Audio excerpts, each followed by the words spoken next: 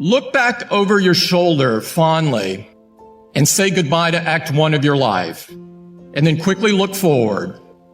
Act 2 begins today. It's your turn to reach out and take the baton. You enter the world at a time of great challenge.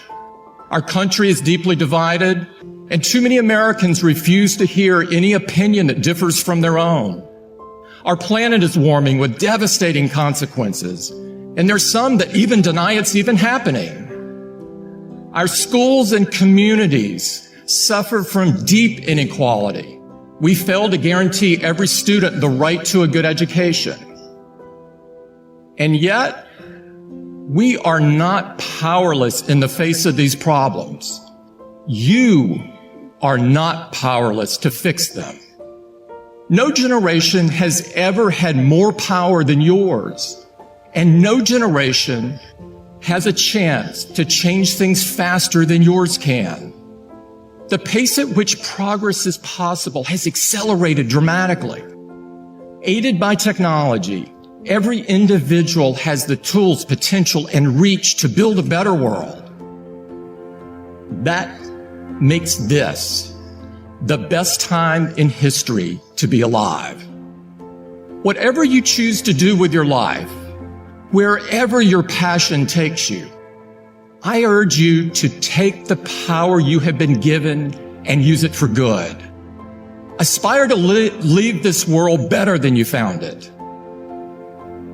I didn't always see life as clearly as I do today, but I've learned the greatest challenge of life is knowing when to break with conventional wisdom. Don't just accept the world you inherit today. Don't just accept the status quo. No big challenge has ever been solved and no lasting improvement has ever been achieved unless people dare to try something different. Dare to think different. I was lucky to learn from someone who believed this deeply. Someone who knew that changing the world starts with following a vision, not a path. He was my friend and mentor, Steve Jobs. Steve's vision was that great ideas comes from a restless refusal to accept things as they are. And those principles still guide us at Apple today. We reject the notion that global warming is inevitable. That's why we run Apple on 100% renewable energy. Thank you. We reject the excuse that getting the most out of technology means trading away your right to privacy. So we choose a different path, collecting as little of your data as possible, being thoughtful and respectful when it's in our care, because we know it belongs to you.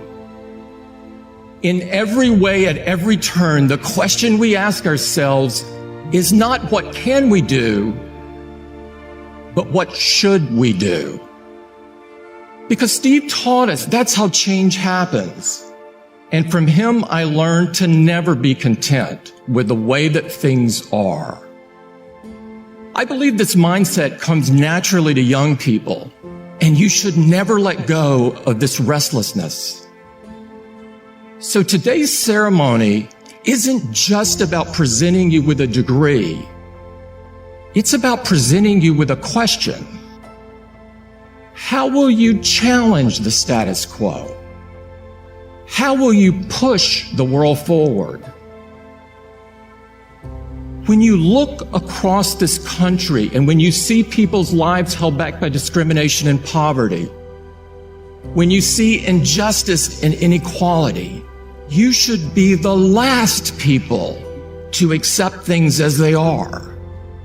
Whatever path you've chosen, be it medicine or business, engineering or the humanities, whatever drives your passion, be the last to accept the notion that the world you inherit cannot be improved. Be the last to accept the excuse that says that's just how things are done here. You should be the last people to accept it, and you should be the first to change it. The world-class education you receive that you worked so hard for gives you opportunities that few people have. You are uniquely qualified and therefore uniquely responsible to build a better way forward. That won't be easy. It will require great courage. But that courage will not only help you live your life to the fullest, it will empower you to transform the lives of others.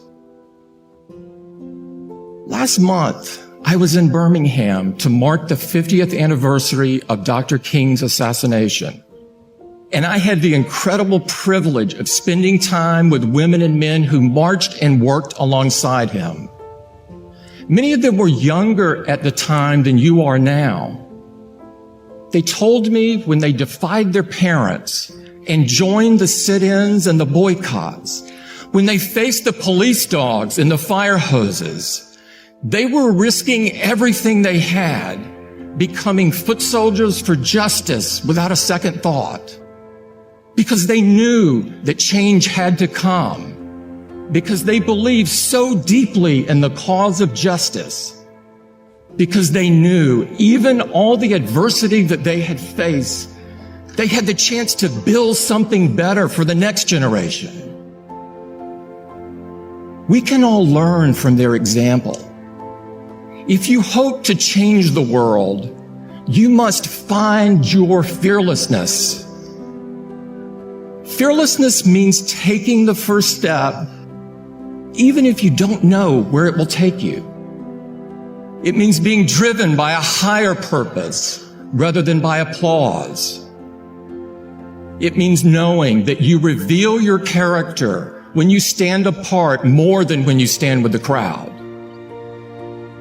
If you step up without fear of failure, if you talk and listen to each other without fear of rejection, if you act with decency and kindness even when no one is looking, even if it seems small or inconsequential, trust me, the rest will fall into place.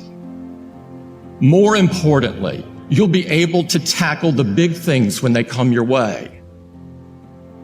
It's in those truly trying moments that the fearless inspire us. Fearless, like the women who say, "Me too," and "Time's up." Women who cast light into dark places and move us to a more just and equal future.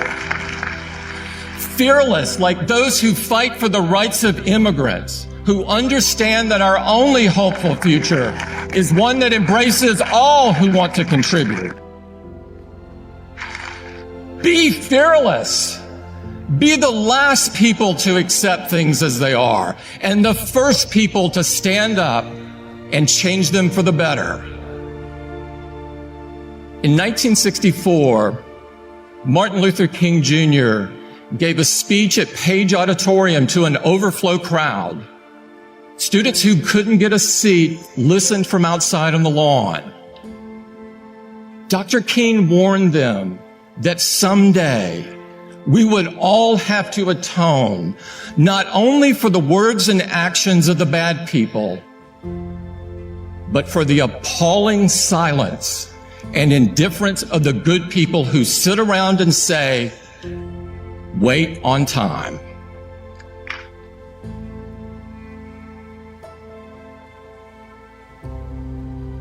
Martin Luther King stood right here at Duke and said, "The time is always right to do right." For you, that time is now. It will always be now. It's time to add your brick to the path of progress. It's time for all of us to move forward. And it's time for you to lead the way.